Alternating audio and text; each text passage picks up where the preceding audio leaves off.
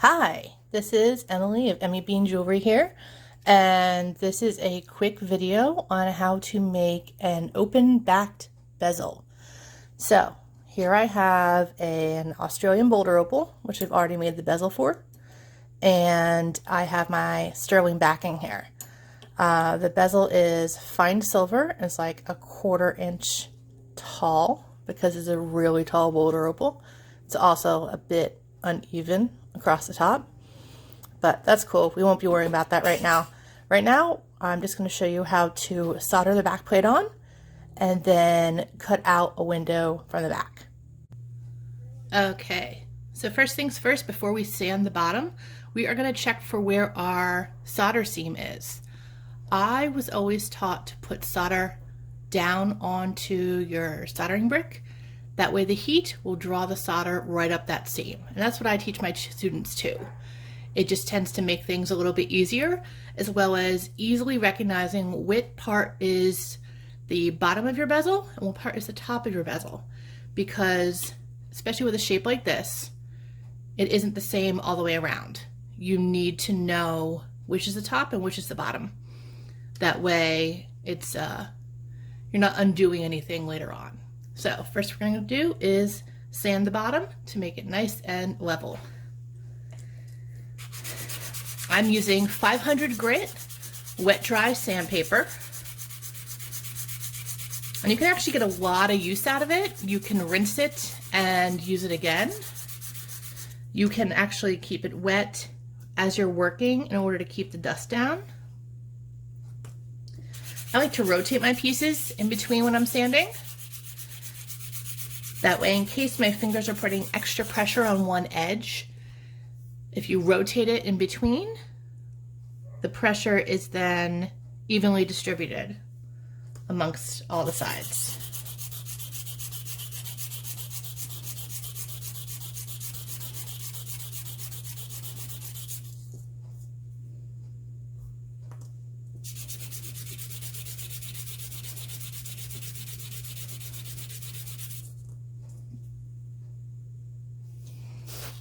And the one edge is a little high, so I'm switching to 220 grit.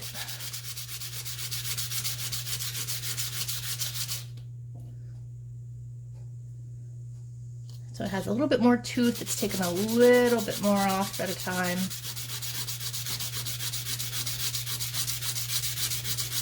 I tend to have better luck sanding the bottom of my bezels versus filing them. Filing them, I tend to put too much pressure on, and then I fold it right over itself as I'm trying to do the filing.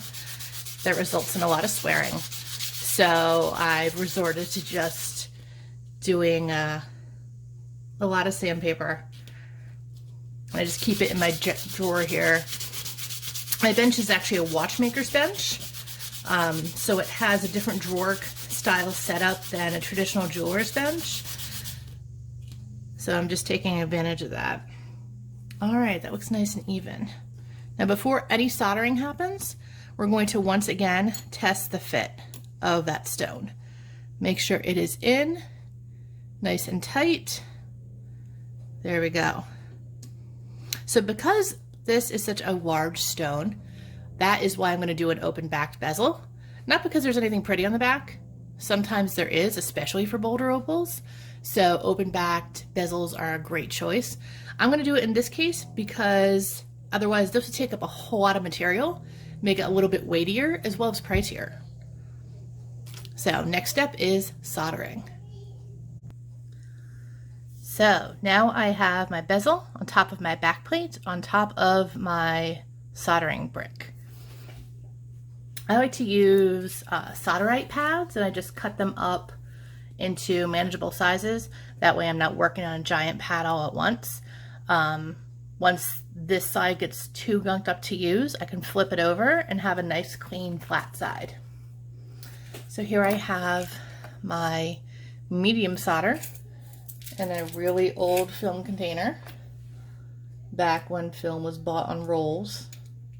Shout out to anyone out there who had to roll their own film in college. I salute you.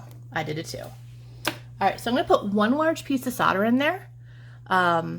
that will be enough to go around the entire perimeter of our bezel. After the solder is in is when I'm going to put in my flux. Always, always remember to flux. Fluxing is what keeps the metal clean. And if your metal isn't clean, your solder will not flow.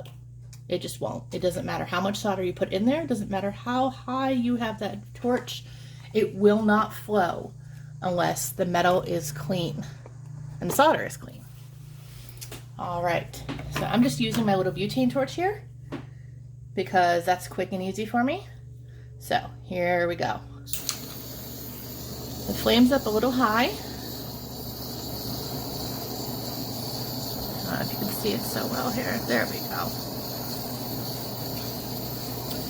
And I always, always, always go in circles. You need to keep that flame moving.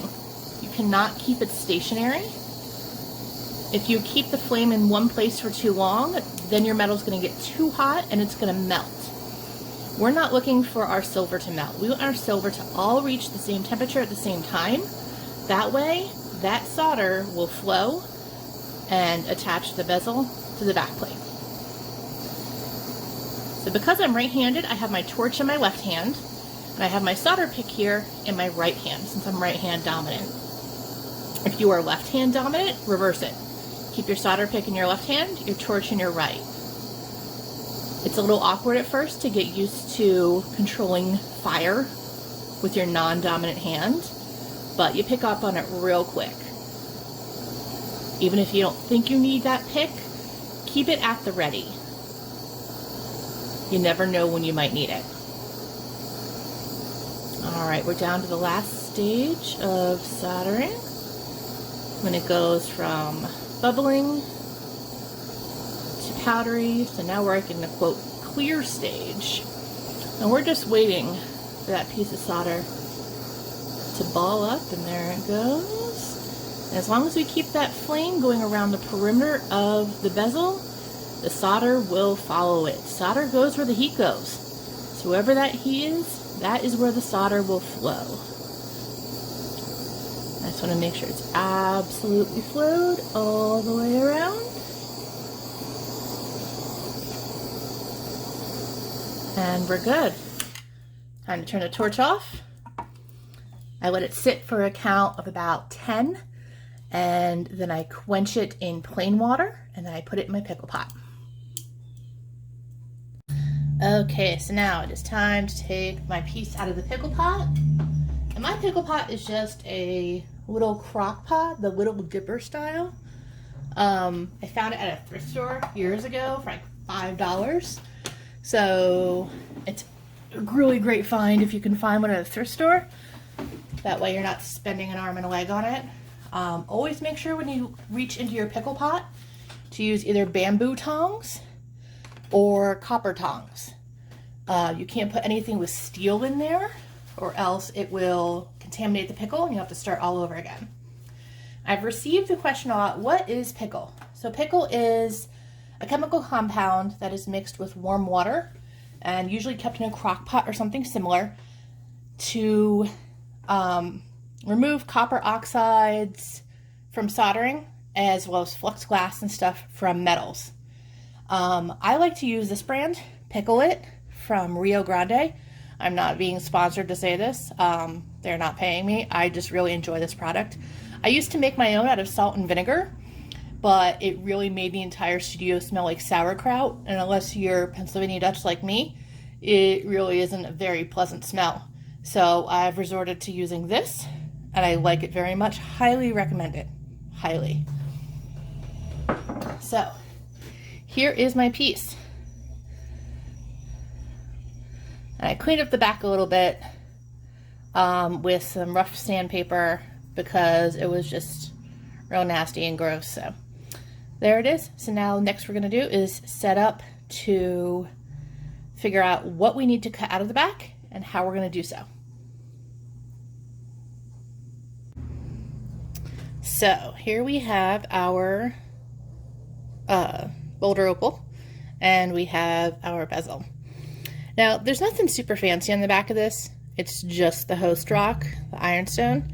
So I'm just going to cut a simple window out of here. First step, I'm just going to make sure it is good and dry because we're going to use a Sharpie. And Sharpies don't like to work in wet environments. So because I just want a small ledge around the inside for this to sit on, I'm going to take my Sharpie or equivalent marker, and we're going to butt it right up to the edge on the inside there. See that? From there, we're just going to trace along the inside while keeping the edge of the Sharpie up against the inside of the bezel. All right, so now we have a general shape of what we want to cut out. Next, we need to use a center punch to start a hole. And typically, yes, this is something that I do on an anvil, but for the sake of filming, it's being done on my bench pin.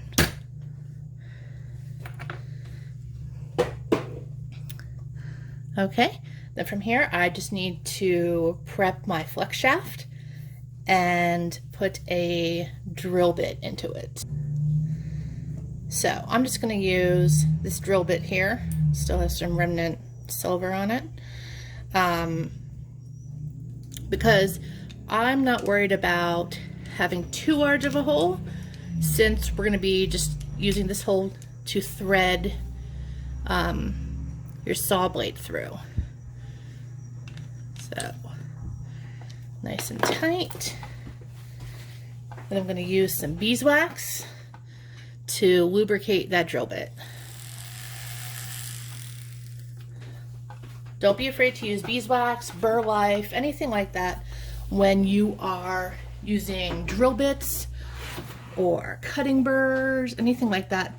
Just that little bit of lubrication will make all the difference in the world as to how quickly it cuts.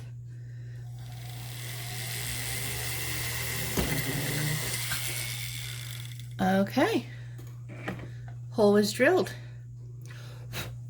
Next step, I need to thread my saw blade through. So I use a green lion saw. I used one once years ago from a student, and I got hooked on it, and then I finally splurged and got myself one, and I highly recommend it. The big thing that I like about this saw versus other saws, the traditional German style saw frame is what I had for years and years. But this, with having a larger grip for people like me that do lots of sawing all day long, I don't end up with a gnarled fist at the end of the night because this is a more of an ergonomic grip. Again, I am not a sponsor for Green Lion. I just love the product and highly recommend it. So we are going to saw, and we are going to do this. Let's see if I can move the camera so you guys can see what I'm doing. We're going to trace around the inside of that Sharpie line, okay? If you're sawing, always remember to keep that saw straight up and down. We're not going to angle it, we're not going to twist it, because that's going to cause your saw blade to break.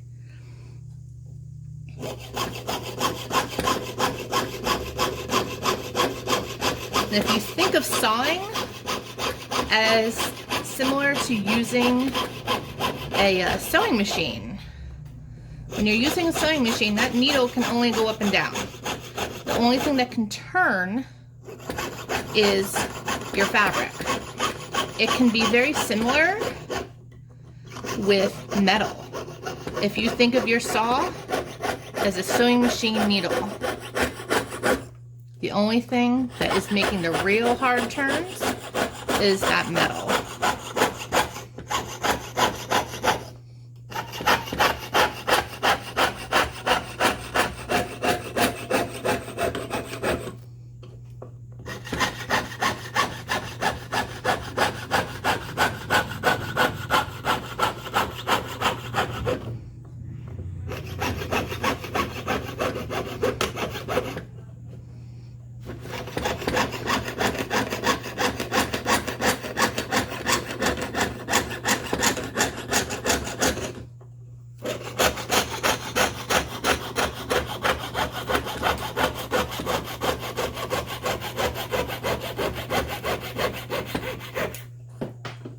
we go. So now I'm going to take this off my saw. And there we go. We have the hole cut. It's a little rough, still needs a little bit of filing.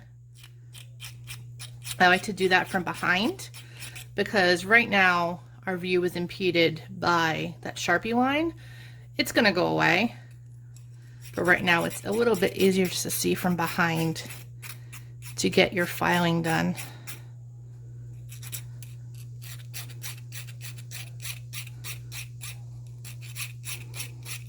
Just make sure to use the appropriate file for the shape that you need to be filing. Flat on flat, curved on curved, and don't drag it back and forth. It only cuts one way. So when you are holding your piece, you file away. When you're holding the file, you bring the piece toward you.